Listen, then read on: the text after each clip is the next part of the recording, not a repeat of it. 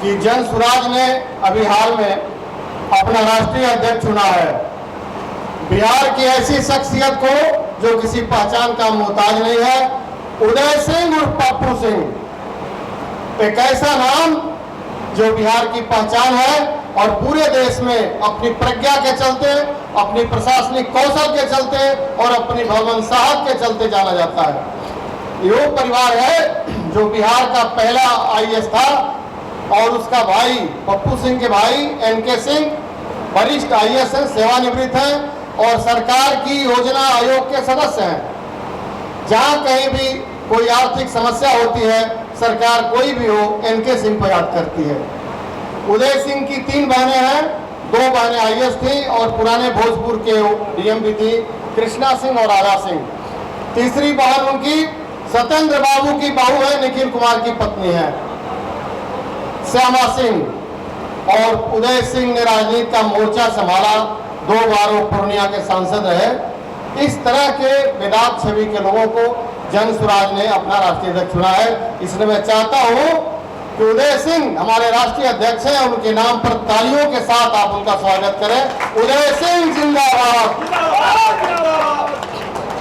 दूसरा परिवर्तन यह है कि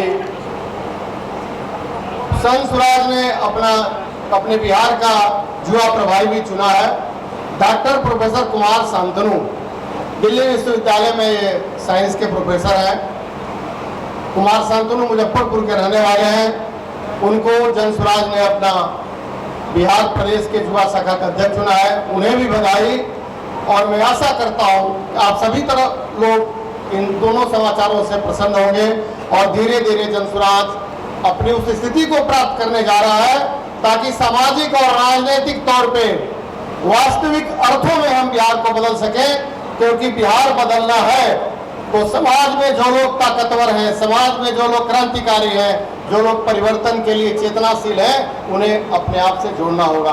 प्रशांत किशोर जी ये काम बखूबी कर रहे हैं। जैसा कि आप सभी जानते हैं, पूरे देश में नहीं पूरी दुनिया में प्रशांत किशोर की को रणनीतिकार के तौर पर मान्यता प्राप्त है। और इस महान इंसान ने जो भी रणनीति बनाई, उसने उस दल का बेड़ा पार किया। 2014 में मोदी जी का बेड़ा पार हुआ, अखिलेश जी का बेड़ा पार हुआ और सुश्री ममता बनर्जी, जो कि पूरा गोदी मीडिया कह रहा था कि ममता जी नहीं आने जा रहे हैं, ये ला रहे हैं, वो ला रहे हैं, मोदी ला रहे हैं, लेकिन प्रशांत किशोर की रणनीति ने इस काम को असंभव को संभव बनाया और मुख्यमंत्री ममता बनर्जी पुनः आसीन हुई। प्रशांत किशोर ने ऐलानिया तौर पर कहा था प्रेस को 100 से ऊपर भाजपा को सीट नहीं आई। जब बिहार की बदहाली बहुत ज्यादा बढ़ गई, हमारा प्रणेता साफ साफ बोलता है, सच्चाई को स्वीकार करता है कि लालू जी ने बिहार के गरीबों को, मजलूमों को आवाज दिया। ये सच्चाई है। और प्रशांत किशोर हमारे जैसे लोग बड़े मन से स्वीकार करते हैं कि एक भूमिका लालू जी की थी, लेकिन जैसा होता है हर क्रांति के बाद प्रतिक्रांति होने लगती है और लालू जी विकास के मोर्चे पर पूरे तौर पे विफल रहे और राजनीति भाजपा के हाथ में चली गई। इसके बाद आपने नीतीश जी को वोट दिया। जन स्वराज स्वीकार करता है कि बिजली, सड़क जैसे चीजों पर नीतीश जी ने बेहतर काम किया, लेकिन आज के नीतीश वो नीतीश नहीं है। बैकडोर से भाजपा चाहती है कि बिहार के सत्ता पर कायम हो। आज बिहार की सरकार सेवानिवृत्त कुछ आईएएस अधिकारियों के बल पर चल रहा है जो पर्दे के ऊपर नीतीश जी का पोस्टर लगाए हुए हैं, लेकिन पीछे से अपने इरादे को पूरा कर रहे हैं। यदि ये देखना हो तो 2 घटनाएं इसे बताएंगी कि नीतीश कुमार का राज बिहार में नहीं है। नीतीश कुमार इस बात के लिए जाने जाते हैं कि लोकतांत्रिक संस्थाओं का और लोकतंत्र का सम्मान हो, कभी भी उन्होंने अपमान नहीं किया। यही नीतीश कुमार है कि सांप्रदायिक छवि के चलते मोदी जी जब बिहार आए तो उन्हें प्रचार करने से रोक दिया। आज हालत यह है कि नीतीश कुमार उन पैरों को छूना चाहते हैं, खोजते चलते हैं कहां है मोदी जी के पैर। इसमें बदलाव करना होगा हमें। बिहार की धरती ये कबूल नहीं करेगी। इसीलिए प्रशांत किशोर ने इस जयप्रकाश नारायण की धरती से इस बदलाव का बिगुल फूंका है क्योंकि 42 के क्रांति के जनक है जयप्रकाश, बिहार के संपूर्ण क्रांति के नायक है जयप्रकाश। और बिहार बहुत दिनों से शिक्षा व्यवस्था के भ्रष्टाचार से त्रस्त है, अपराधियों के भ्रष्टाचार से त्रस्त है। आलम यह है, जो किसी ने कहा पीर पर्वत सी हो गई है वो पिघलनी चाहिए, इस हिमालय से भी कोई गंगा निकलनी चाहिए। तो ये बदलाव हमारे बिहार की जरूरत है और ये बदलाव उदय सिंह उर्फ पप्पू सिंह के नेतृत्व में जरूर होगा और इसमें रामगढ़ अव्वल रहेगा। ये वादा है आपका? हाथ उठाकर समर्थन करिए कि पप्पू सिंह के नेतृत्व में रामगढ़ के गढ़ को जनसुराज तोड़ेगा और परिवारवाद के ताबूत में आखिरी किल साबित होगा। क्योंकि हमारे जैसे लोग जिन्होंने अपनी नौकरी शिद्दत से की, जिन्होंने जान पर खेलकर लोगों का जान बचाया, फागू साहब यही राइस मिल मालिक थे चौसा के विनायक जी, और उसे दिन दहाड़े किडनैप कर लिया। कोई दूर की घटना नहीं है। और मेरे क्षेत्र में नहीं था, मैं बक्सर का इंस्पेक्टर इंचार्ज हुआ करता था और सबसे पहले मैं पहुंचा। मेरा चौकीदार मारा गया, फागू साहब को उन्होंने बचा लिया और 6 किडनैपर मारे गए बनारपुर में और मुझे भी गोली लगी। मुझे देखने तत्कालीन मुख्यमंत्री पीएमसीएच लालू जी गए। खैर, मैं कहना यह चाहता हूं कि मैं राजनीति में इसलिए नहीं आया कि मैं विधायक बन जाऊं। जिस रामगढ़ को छोड़ के मैं गया था जवानी के दिनों में, भाई अरविंद जी इस बात के साक्षी हैं, गवाह हैं, ये समाजवादियों की धरती थी। यहाँ खुली बहस होती थी कि सामाजिक चिंतन क्या हो, राजनीति की दिशा क्या हो। एक ही घर में सारे दलों के लोग बात करते थे और रामगढ़ की जनता इतनी काबिल है, इतनी संवेदनशील है कि आखिरी क्षणों में फैसला कर लेती है कि हमें करना क्या है। बड़ा ज्यादा दिक्कत है। अरे डीएसपी भी चुनाव लड़ेगा, तब क्या होगा? अरे और कुछ हो चाहे ना हो, मैं वादा करता हूं आपसे कि डायरेक्ट की धरती से आवाज उठी है और आपकी सत्ता को मैं हिला दूंगा, गांधी के रास्ते पर चल के और अम्बेडकर के रास्ते पर चल के। जन स्वराज मैंने इसीलिए ज्वाइन किया। अरविंद भाई मेरे गवाह हैं, हमारे गांव के सारे सम्मानित लोग हैं, हमारे परिजन हैं।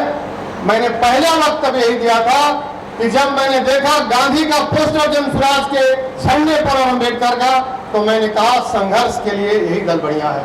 और मुझे गर्व है, अभी रामचंद्र प्रसाद सिंह को जन स्वराज ने शामिल किया अपने पार्टी में, उनके दल का विलय कराया। किसी समय बिहार की सत्ता के धुरी थे आदरणीय रामचंद्र प्रसाद सिंह, लेकिन जो आदत है नेताओं की, पूरा इस्तेमाल करो और फेंक दो।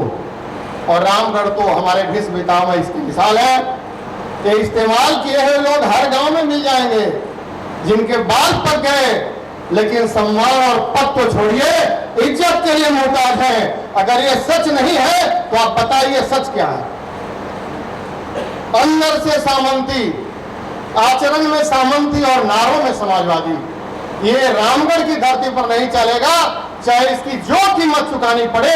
लेकिन रामगढ़ को पुनः समाजवादी आचरण में लाना मेरा फर्ज है, मेरी ड्यूटी है और मैं निडार होकर तीर्थाटन नहीं करने जा रहा हूं। ये काम मैं करूंगा, चाहे इसकी जो कीमत चुकानी पड़े।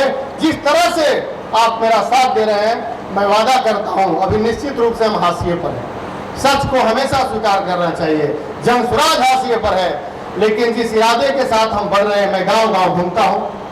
ये जो लूड़ा कुश्ती है आरजेडी और भाजपा की, पोल ट्रांसफार्मर सरकार का, मुझे अच्छी तरह पता है, आपको भी पता है, ये पोल और ट्रांसफार्मर ना आरजेडी की फैक्ट्री में बनते हैं ना भाजपा की फैक्ट्री में बनते हैं क्या?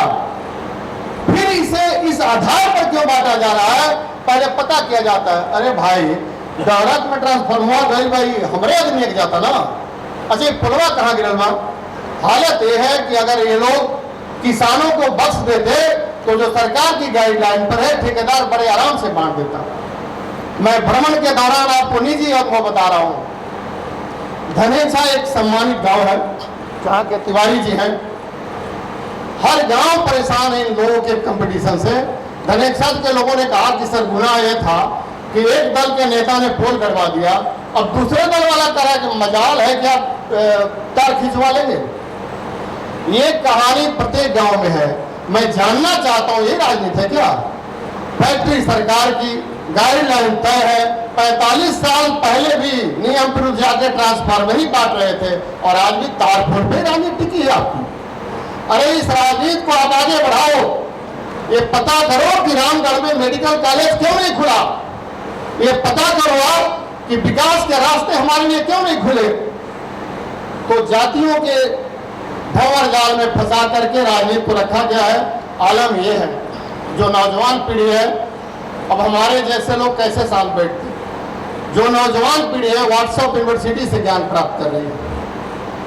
अगर आप इतिहास को ठीक से नहीं पढ़िएगा तो केवल अनाचार पैदा करिएगा, जो आज हो रहा है। केवल ये बताया जा रहा है कि फला मुसलमान है इसलिए अत्याचार करने भारत में आया था। अरे जनाब, कोई भी राजा धर्म बढ़ाने नहीं आता किसी देश में। भारत में जो लोग आए वो धन संचय करने आए, सत्ता पर कब्जा करने आए। वो कहीं धर्म का मामला नहीं है। जब रामायण लिखी गई, ये बात मैं तल्खी से कहना चाहता हूं, क्योंकि ये रामगढ़ की धरती है, ये पता हो जाए कि किन मुद्दों पर जनसुराज की राजनीति चलेगी।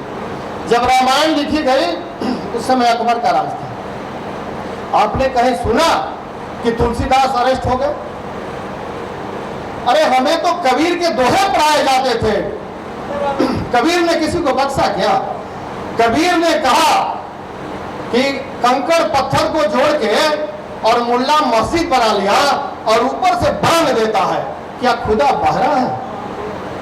हिंदुओं को कहा, कठमुल्लों को, कि अगर पत्थर पूजने से भगवान मिले तो मैं पहाड़ पूजूंगा। और मुझे तो बड़ा अफसोस होता है कि इस निजाम में अगर कबीर होते तो यूएपीए के तहत जेल में होते और उनका बेल नहीं होता, जैसे आज सरजिल इमाम का बेल नहीं हो रहा है। देश कितने रसातल में है कि किसी को आकलन करना हो तो उसके धर्म से करिए।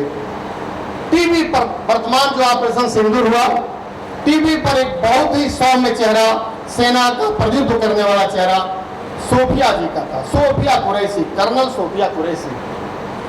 जब ही सोफिया कुरैशी ने सरकार की ही बात को सामने रखा, ये सांप्रदायिक तत्वों ने ट्रोल करना शुरू किया।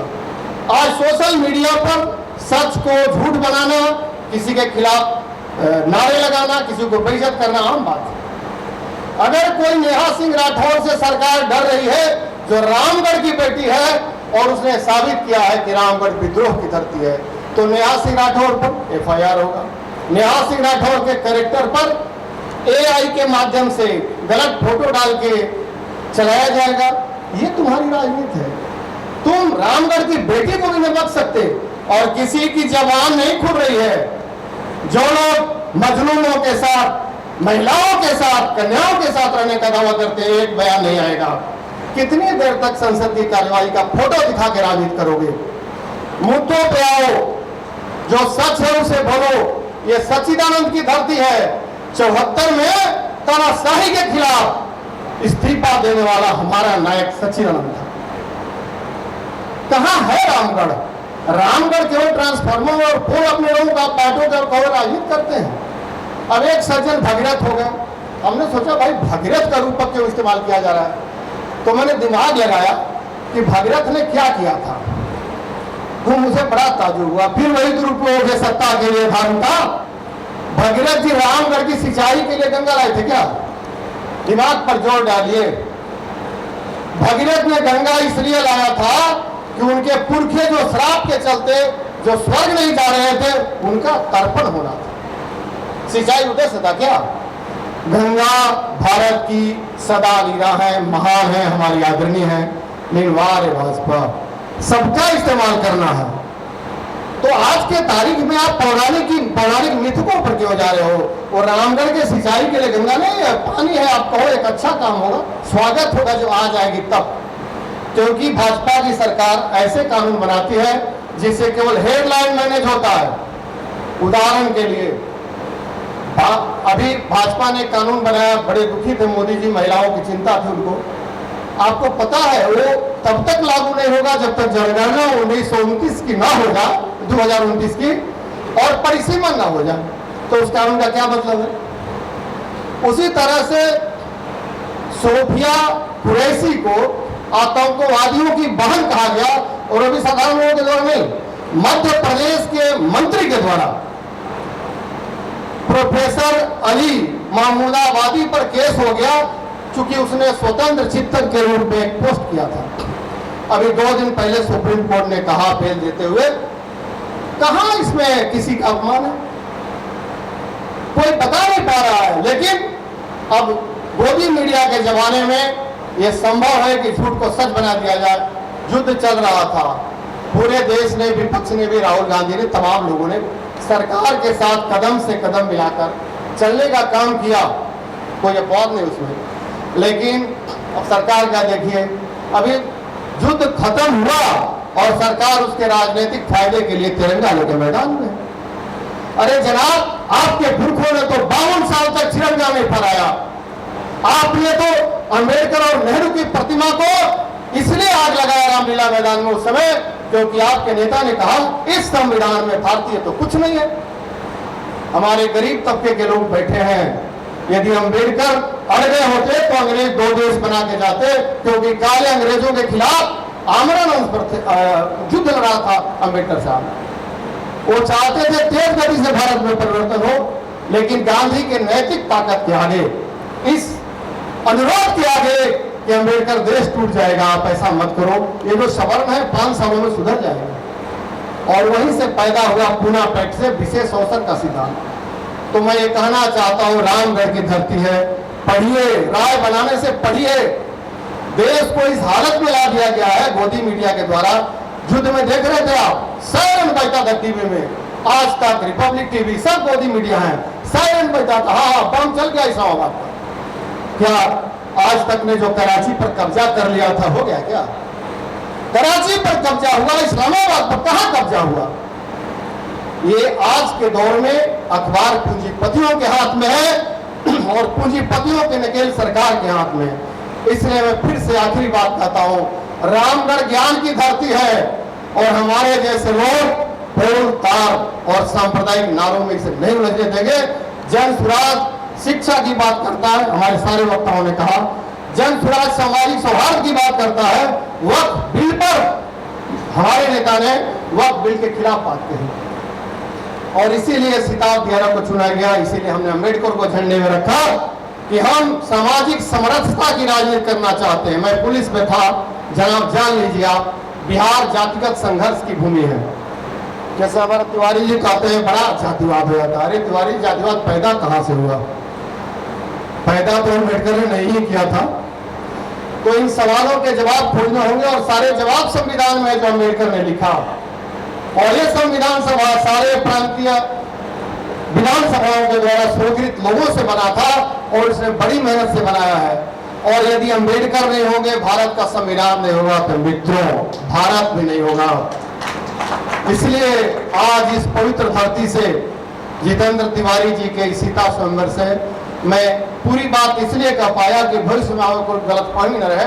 चुनाव लड़ना और जीतना मेरा उद्देश्य नहीं है, लेकिन ये जो आवाज दब गई थी ईडी और सीबीआई के चलते, कुछ लोग बोलना ही बंद कर दिए, केवल संसद का फोटो दिखाते हैं। सड़क पे आओ, न्यासी राठौर के पक्ष में बोलो, धरना दो, और हिम्मत नहीं है तो बताओ कि हम ईडी और सीबीआई से डरे हुए।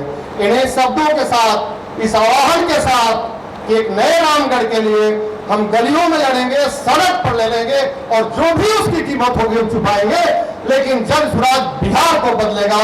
जय हिंद, जय बिहार, जय भारत।